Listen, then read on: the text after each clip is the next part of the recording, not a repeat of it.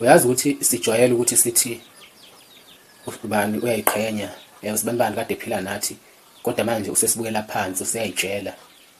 Size sithi ayi mina ngeke ngize ngiyitshele mangase ngibe nemali noma nje mangase ngiphumelele. Kodwa bonke abantu abasho njalo ukuthi mase bephumelele bese kuba yibona futhi abayitshelayo.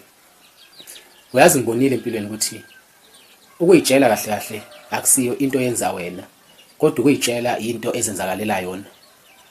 Uyabona nje abantu bajwayeza wena ukuthi bekuphathe kanjani.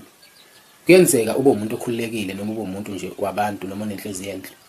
Ngaleso sikhathi leso abantu vele bebekuthatha isinoma kanjani. Uthola ukuthi awunankinga ngisho athiwa bakudlalisa ngayiphi indlela. Uthola ukuthi nalapho futhi awubi nankinga. Kodwa kuyahluka mase usuphumelele, usune status thizeni. Kuyaye kungavumi ukuthi ukwemukele ukuthi abantu bekuthatha isinoma kanjani, ikakhulukazi mawusuke usunemali noma mawusuke nje empilweni usuphumelele, usunezikhundla ezithile, ingabe semsebenzini ingabe kuphi. Ukuyitshela ke kungena ngaleso sikhathi ke ngoba ngaleso sikhathi leso nawe usuke usulibona nawe izinga lakho ukuthi likuphi. Futhi usuke ingekho indlela ukuthi abantu batshele ukuthi njengamanje sengikuleli zinga lempilo, angeke nisakwazi ukuvele ningithathe nje isinoma kanjani noma ningimemeze nje isinoma kanjani mangihamba emgwaqeni. Kodwa indlela yokutshengise ngayo, uyokhombise ngakho ukuyitshela lokhu nokuyiqhenya.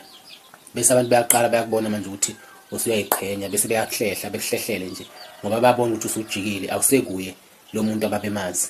Kodwa yonke le nto mawusukuyenza wena usuke ungayenzi ngenhloso embi, kodwa usufuna ukuphatheka ngendlela thizeni njengokuthi usuyayibona izinga lakho selikuphi. Manje nawe usufuna ukuhambisana nalelo zinga usukukulo, kodwa abantu bona bavele befuna ukuthatha ngendlela abakwazi ngayo ngesikhathi kade usephansi.